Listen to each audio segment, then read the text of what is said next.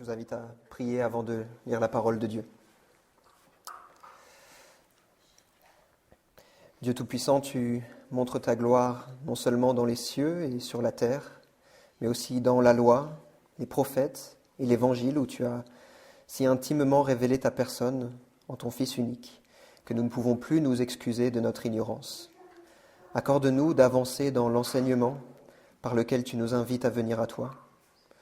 Puissions-nous nous attacher fermement à toi, que les erreurs du monde ne nous détournent pas de toi, que nous puissions rester fermes dans ta parole qui ne peut pas nous décevoir, et qu'à la fin, ayant atteint la béatitude céleste, nous puissions jouir de ta gloire face à face, étant rendus tout à fait conformes à toi. En Jésus-Christ, notre Seigneur. Amen. Je vous invite ce matin à ouvrir vos Bibles en Jean, chapitre 13. On ne lira pas tout le chapitre, mais uniquement les quelques premiers versets.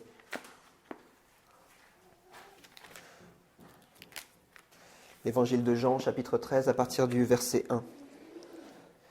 Avant la fête de Pâques, sachant que l'heure était venue pour lui de passer de ce monde au Père, Jésus, qui avait aimé les siens qui étaient dans le monde, les aima jusqu'au bout.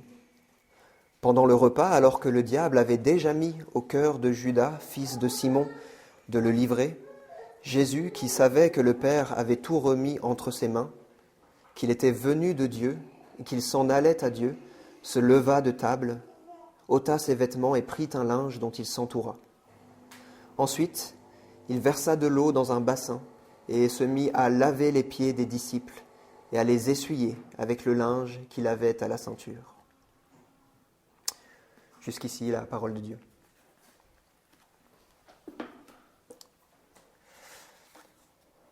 Vous êtes-vous déjà retrouvé dans une situation gênante, socialement parlant, où quelqu'un, peut-être vous-même, avait fait quelque chose qui semblait décalé ou étonnant? Ce genre de situation qui suscite des réactions qui vont du rire ou à l'incompréhension, la colère. Il me semble que l'épisode qu'on vient de lire nous rapporte quelque chose de ce genre. Et le verset qui suit immédiatement le texte que nous avons lu confirme cela, puisqu'au verset 6, on voit que Pierre exprime son étonnement de ce que Jésus est en train de faire. Jean Calvin dit que c'est comme si Pierre le repoussait de sa main, tant il trouve cela abominable, absurde, malséant. Comme c'est un épisode qu'on connaît bien, même si Jean est le seul évangéliste qui le rapporte, il est possible qu'il ne suscite plus chez nous de l'étonnement. Alors ce que j'aimerais faire ce matin, c'est de vous donner, de considérer dans un premier temps plus en détail tout ce qui se passe dans ce passage, qui agit, à quel moment nous sommes, et puis nous considérerons ce que le passage nous enseigne, et enfin, comment cela nous exhorte. Mais avant de faire tout cela, je vais rappeler brièvement où est-ce qu'on se trouve dans l'évangile de Jean. L'évangile de Jean débute par un prologue bien connu qui nous parle de Jésus comme étant la parole de Dieu, mais la suite de l'évangile est divisée en deux parties. Il y a une première partie qui va jusqu'au chapitre 12, où Jésus accomplit 7 signes pour révéler son identité. Et on voit que la foule se divise à chaque signe à son sujet. Cette première section se conclut avec le constat que les foules sont restées incrédules. Et puis une deuxième partie de l'évangile s'ouvre, donc à partir du chapitre 13, là où nous sommes. Et cette partie traite en particulier de la passion du Christ, de sa résurrection, de ses derniers moments sur terre. Les chapitres 13 à 17 en particulier rapportent des choses que Jésus a dites ou faites lors de son dernier repas dans la chambre haute. Maintenant donc que nos mémoires sont rafraîchies un peu sur l'évangile de Jean, considérons plus en détail les quelques versets que nous avons lus. Le texte commence en nous évoquant le moment où se déroule tout cela. Et si l'on est attentif aux détails, on remarque que c'est un moment très solennel et grave, probablement l'un des moments les plus solennels de tous les évangiles. Premièrement, nous sommes avant la fête de Pâques, cette fête que Dieu avait instituée dans l'Ancien Testament pour perpétuer le souvenir de la délivrance de son peuple en Égypte. Deuxièmement, nous sommes aussi à la fin de la vie terrestre du Christ. Il s'apprête à passer de ce monde au Père, comme dit le texte. Jean d'ailleurs nous rapporte une très belle façon de résumer le ministère du Christ. Il nous dit « ayant aimé les siens qui étaient dans le monde ». On trouve parfois dans la Bible des phrases courtes qui résument un peu toute la mission du Christ. Il y en a par exemple en Actes au chapitre 10 où Pierre dit « Jésus allait de lieu en lieu en faisant du bien ». Et là on a un autre résumé, Si on pouvait résumer la mission du Christ sur terre, il a aimé les siens qui étaient dans le monde. Donc deuxièmement, nous étions à la fin de la vie terrestre du Christ. Troisièmement, le texte nous dit que c'était pendant le souper. C'est ce fameux souper ou cette scène, puisque le mot scène dans Sainte Seine signifie souper, et c'est probablement le dernier repas que le Christ a pris avec ses disciples, ou un repas pris quelques jours plus tôt. S'il s'agit du dernier repas, c'est ce repas lors duquel il a institué la scène pour perpétuer le souvenir de la délivrance qu'il allait apporter à son peuple. Cette fois-ci, non plus la délivrance du pays d'Égypte, comme la Pâque, mais la délivrance du péché et de la mort. Et enfin, ce texte nous précise encore que cela a lieu alors que Judas a déjà été inspiré par le diable pour trahir Jésus et le livrer. Il faut s'imaginer la patience et l'épreuve pour Jésus de devoir faire preuve d'amour alors que celui-même qu'il savait être animé des plus sombres plans était présent dans la pièce. Vous comprenez peut-être mieux pourquoi je disais qu'il s'agit d'un moment solennel et grave. L'atmosphère devait être très spéciale puisqu'on se trouve juste avant la fête de Pâques. Jésus savait que la mort était devant lui, Judas s'apprêtait à le livrer, les disciples devaient sentir que quelque chose de spécial se produisait. Mais pour mieux dresser encore la scène et ce qui est en train de se produire, il faut considérer aussi ce que ce texte nous dit sur les personnes présentes, à savoir Jésus qui accomplit cette action et les disciples. La première chose qu'on apprend sur Jésus, c'est son nom lui-même. Par 2 fois, le texte nous le désigne par ce nom propre, Jésus, un nom qui signifie l'Éternel sauve. Donc celui qui s'abaisse pour leur laver les pieds, c'est le Sauveur même, le Rédempteur des élus de Dieu. Et comme Jésus n'a rien fait sur cette terre qui ne soit lié à ce but de sauver son peuple, la suite du texte que nous n'étudierons pas aujourd'hui nous montre que même le lavement des pieds est une image du salut que Jésus nous apporte. Mais le texte nous apprend encore d'autres choses sur la personne qui réalise cet acte. Il nous dit qu'il est celui auquel tout pouvoir a été remis. Dans les récents sermons que notre pasteur a prêchés sur le premier chapitre de Colossiens, nous avons vu combien Christ gouvernait et préservait toutes choses pour le bien de son Église. C'est ce qu'on appelle la doctrine de la providence. Eh bien, ce texte nous apprend que ce n'est pas simplement quelque chose que Jésus fait aujourd'hui, mais c'est aussi quelque chose qu'il faisait déjà alors même qu'il était sur terre et qu'il souffrait entre les mains des hommes. Songez à la profondeur de ce mystère. La personne qui lavait les pieds des disciples, y compris de Judas, est la même personne qui permettait à leur cœur de battre. La mort de Jésus n'est pas la preuve qu'il ne contrôlait pas toute chose et que les Juifs et les Romains ont été plus forts que lui. Elle prouve au contraire qu'il gouverne même les intentions les plus sombres, comme celles de Judas, des Juifs et des Romains, pour le bien de son Église. Le grand Jésus que l'Épître aux Colossiens décrit, celui qui maintient l'univers entier, c'est lui que l'on voit ici s'abaisser pour laver des pieds. Le texte nous témoigne encore par d'autres expressions de la grandeur du Christ. Nous apprenons que Jésus savait que son temps était venu. Il agit en pleine connaissance. Lorsque Jean rapporte ces choses faites et dites par notre Seigneur à ses disciples, dit Théodore de Mopsueste, nous ne trouvons pas ces paroles dans les autres évangiles. Il veut nous montrer que notre Sauveur n'a pas subi sa passion sans le savoir ni l'anticiper, mais au contraire très librement. Jean nous remémore que celui qui lave les pieds vient du Père et y retourne. Il n'est pas un simple homme, il est l'envoyé de Dieu le Père, et il est envoyé précisément pour donner sa vie et la reprendre.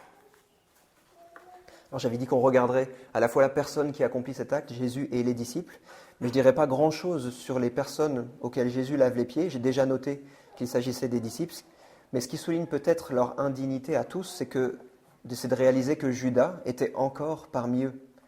Et quelques versets plus loin, d'ailleurs, Jésus avertit Pierre que cette fois-ci, Pierre aussi allait le trahir.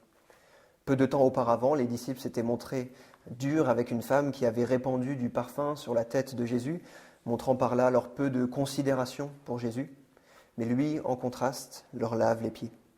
Une chose est claire quand on a ces quelques éléments en tête, c'est que Jésus ne s'est pas abaissé parce que ces personnes le méritaient. Enfin, pour bien comprendre ce texte, il faut prendre une pause pour considérer l'acte lui-même que Jésus réalise. Il se dépouille de sa tunique, nous dit le texte, remplit un bassin et lave les pieds de ses disciples.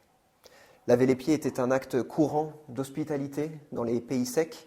On l'a lu tout à l'heure, Abraham, quand il reçoit ses 3 visiteurs, il propose de leur laver les pieds. Et souvent cet acte était accompli par les personnes les plus humbles dans la maisonnée. Quand une famille pouvait se le permettre, c'était l'esclave de la maison qui accomplissait cet acte. Alors la première chose qu'on peut dire sur cet acte, c'est qu'il s'agit d'un service humble. Jésus, qui était le rabbin au milieu de ses élèves, agit comme s'il était leur esclave. Il s'abaisse physiquement et littéralement pour laver leurs pieds, mais il s'abaisse aussi moralement, dans le sens où il fait preuve d'une grande humilité. Et combien il est rare dans notre monde de trouver chez une même personne un grand pouvoir et un grand esprit de service. On rêverait tous d'un chef d'État qui serait comme ça, qui puisse à la fois concentrer un grand pouvoir, mais qui userait de ce pouvoir pour le bien de ceux qu'il gouverne. Ici, nous rencontrons quelqu'un qui, ayant tout pouvoir, ne dédaigne pas de s'accroupir pour laver des pieds. Et plus qu'une preuve d'humilité, cet acte est aussi une preuve d'amour. Le texte souligne cela. Il les aima jusqu'au bout. Jésus a voulu marquer par cet acte fort l'esprit de ses disciples afin de renforcer leur assurance dans le fait qu'il les aimait. Il arrive parfois aux hommes de faire des choses étonnantes qui sortent de l'ordinaire parce qu'ils sont animés par l'amour. Un de mes amis est allemand et il avait une aversion naturelle pour notre pays, pour sa culture, mais il a fini par habiter de longues années dans notre beau pays parce que Dieu avait placé sur sa route une Française qui est devenue son épouse. Et ceux qui connaissent bien mon ami ont pu dire qu'il doit vraiment l'aimer pour aller vivre en France. Et de même ici, dans une mesure beaucoup plus grande et profonde, pour que le plus grand des monarques qui mérite que tous les êtres angéliques, humains et toutes les créatures inférieures le servent, pour qu'il s'abaisse, pour qu'il fasse quelque chose d'aussi étonnant que de laver des pieds, ce qu'il doit vraiment aimer beaucoup ses disciples. Enfin, une dernière chose qu'on peut noter sur cette action, c'est qu'il s'agit d'une parabole. Il était courant pour les prophètes dans l'Ancien Testament d'illustrer leurs enseignements par une sorte de mise en théâtre, des actes paraboles pour ainsi dire. Le commentateur Sinclair Ferguson dit « Il se passe clairement quelque chose de plus profond qu'un simple retrait de la poussière des pieds. C'est une action prophétique, comme celle des prophètes Jérémie ou Ézéchiel. Jésus est en train de jouer une parabole de l'Évangile lui-même, leur montrant par un signe théâtral aussi bien qui il est et ce qu'il est venu faire. » Nous en dirons plus par la suite, mais notons qu'il est clair ici que Jésus cherche à communiquer quelque chose par cet acte. Alors on a examiné quelques éléments qui nous donnent un peu de mieux comprendre ce texte, en considérant le moment où ça se produit, les personnes qui sont présentes et ce que Jésus fait. Et nous pouvons alors énoncer la doctrine ou l'enseignement qui ressort de ce texte, et qui est que Jésus a tellement aimé son peuple qu'il a été prêt pour son bien à subir l'humiliation la plus extrême. Jésus a tellement aimé son peuple qu'il a été prêt pour son bien à subir l'humiliation la plus extrême. Un prédicateur que j'écoutais il y a quelques années, à l'époque de Noël, prêchait sur la naissance virginale du Christ, et il utilisait une image marquante que je vais lui emprunter. Si vous visitez une grande ville, une ville qui est dotée de grands buildings, il peut vous arriver en sortant d'un métro de lever la tête pour regarder jusqu'où vont ces buildings. Et peut-être qu'en levant la tête, vous remarquerez que vous ne l'avez pas levé assez haut parce que les bâtiments sont plus hauts que ce à quoi vous avez l'habitude. Alors vous allez lever la tête encore plus haut pour regarder le sommet. Et le prédicateur disait que la naissance virginale est un peu comme ça. C'est un miracle qui nous fait lever la tête. Une vierge a conçu, c'est quelque chose d'étonnant. Mais alors qu'on a levé la tête, on se rend compte qu'on ne l'a pas levée assez haut. Et que ce qui n'est pas le plus étonnant, ce n'est pas qu'une vierge a enfanté, mais que Dieu est né comme homme. Eh bien, ici, on a un peu la même chose. On se penche, cette fois-ci, pour regarder à quelle profondeur d'humiliation Jésus est descendu, et on voit qu'il lave des pieds. Celui qui nourrit toutes choses sous les cieux, disait Sévérien au IVe siècle, s'incline sous les apôtres, le maître au milieu des esclaves, la fontaine de sagesse au milieu des ignorants. Celui qui se revêt de la lumière comme d'un vêtement, le voilà ceint d'un linge. Celui qui rassemble les eaux dans les nuages, le voilà qui verse l'eau dans un bassin. Mais alors qu'on voit Jésus s'abaisser de manière étonnante pour laver les pieds de ses disciples, on se rend compte qu'il faut encore baisser le regard pour considérer qu'il n'a pas simplement lavé des pieds au prix de se mettre à genoux, mais qu'il a lavé leurs âmes impures au prix de sa mort sur la croix. Un texte très célèbre nous parle de ces différentes profondeurs de l'humiliation du Christ. En Philippiens 2, à partir du verset 6 et jusqu'au verset 8, Paul nous dit que Jésus, qui était de nature divine, s'est fait homme, C'est la première étape dans son humiliation. Et plus encore, ce texte nous dit qu'alors qu'il a été homme, il s'est fait serviteur. On en voit un exemple ici. Et puis dernièrement, nos textes nous disent qu'il a été serviteur jusqu'à la mort, et une mort honteuse et publique sur la croix. C'est aussi ce que dit le symbole que nous allons réciter tout à l'heure lorsqu'il affirme que pour nous les hommes et pour notre salut, il est descendu des cieux et s'est incarné par le Saint-Esprit dans la Vierge Marie et a été fait homme. Il a été crucifié pour nous sous Ponce Pilate. Il a souffert et il a été mis au tombeau. Pourtant, ce symbole que nous récitons, tout comme le texte de Paul, rappelle aussi que celui qui a fait cela est Dieu, qu'il existe avant tous les siècles, qu'il est celui par qui tout a été fait. Quand Jésus s'est abaissé et a ôté son vêtement pour laver les pieds de ses disciples, il n'a pas cessé d'être leur maître. Et c'est même précisément parce qu'il était encore leur maître que Pierre a eu ce mouvement de recul. De la même façon, quand le Christ s'est fait homme, quand il est mort sur la croix pour nous, il n'a pas cessé d'être Dieu. Ce Dieu fait homme qui a pu recevoir le pouvoir sur toute chose. Paul regroupe la divinité du Christ et sa mort sur la croix lorsqu'il dit en 1 Corinthiens 2, verset 8, qu'ils ont crucifié le Seigneur de gloire. Il parle à la fois de sa mort et d'un titre divin. Ou encore en Acte 20, au verset 28, quand il dit aux anciens de l'église d'Éphèse qu'ils doivent prendre soin de l'église de Dieu qu'il s'est acquise par son propre sang. Une formule étonnante, le sang de Dieu. Jésus n'a pas cessé un seul instant d'être véritablement Dieu, alors même qu'il connaissait en tant qu'homme cette profonde humiliation. De telle sorte qu'on peut dire que Dieu a versé son sang pour nous, que celui qui était Dieu a non seulement lavé les pieds de ses 12 disciples, mais que celui qui est Dieu au-dessus de toute chose a souffert pour son peuple indigne.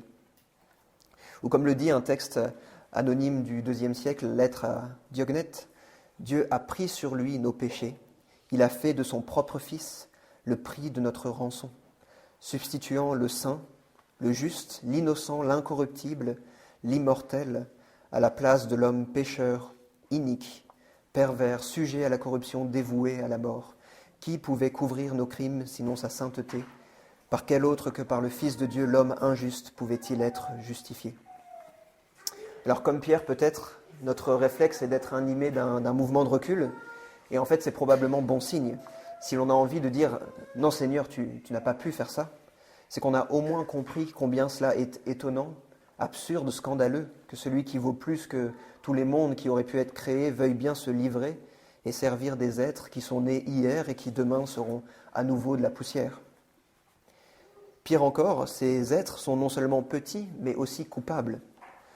Paul dit qu'il y a une certaine folie dans la croix, mais il nous dit aussi que cette folie est plus sage que la sagesse des hommes. Si je ne te lave pas les pieds, Simon Pierre, tu n'auras pas de part avec moi, lui dit Jésus. Si Jésus n'avait pas fait ce qui nous semble si inconcevable, nous n'aurions pas d'espoir de salut.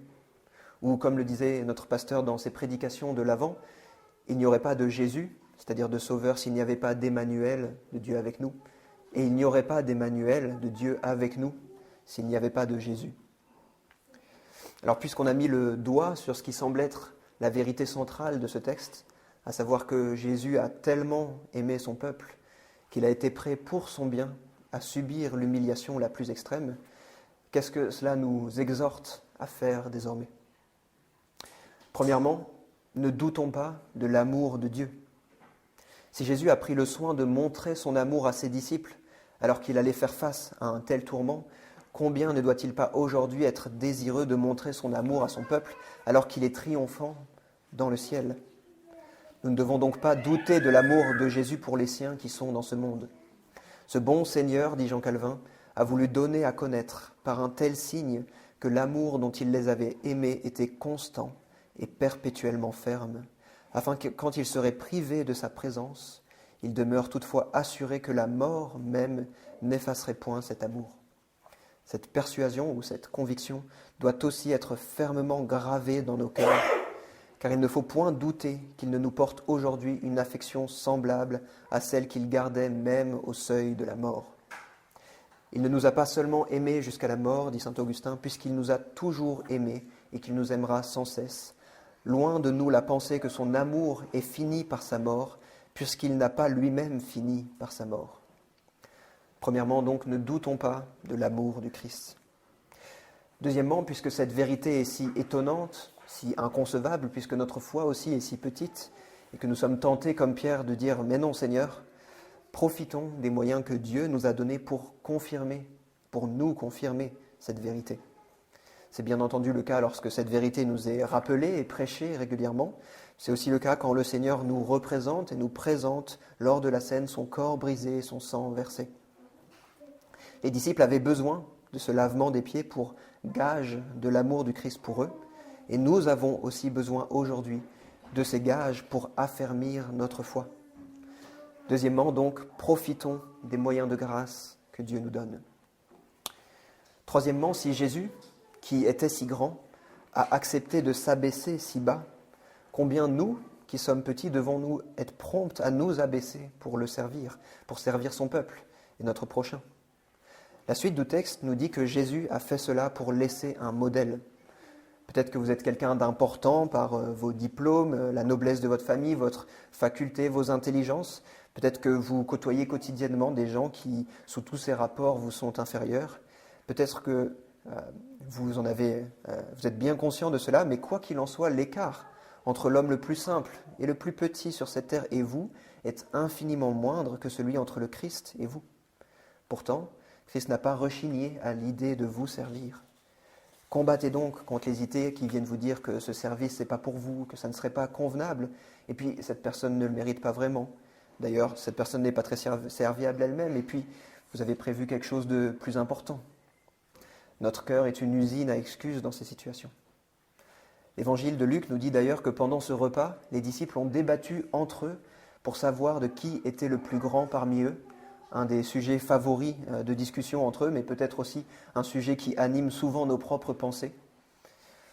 Aucun d'entre eux ne s'est levé pour laver les pieds des autres, mais Christ a servi, et en servant, vous pouvez lui ressembler un peu. Quand Paul nous parle de l'humiliation du Christ dans le passage que j'ai cité plus tôt, il introduit son propos en disant « Ayez en vous la pensée qui était en Christ Jésus ». Et quand il explique à Timothée comment reconnaître qu'une veuve est une femme de valeur, il dit qu'elle doit être connue pour avoir lavé les pieds des saints. Ainsi, très clairement, Paul s'attend à ce qu'on imite le Christ dans son service. Quatrièmement, la quatrième exhortation qu'on peut retenir de ce texte, c'est de se souvenir que Jésus est au contrôle. Les ennemis du Christ, disait Origène, font partie des toutes choses que le Père avait mises dans ses mains, y compris celui qui devait le trahir.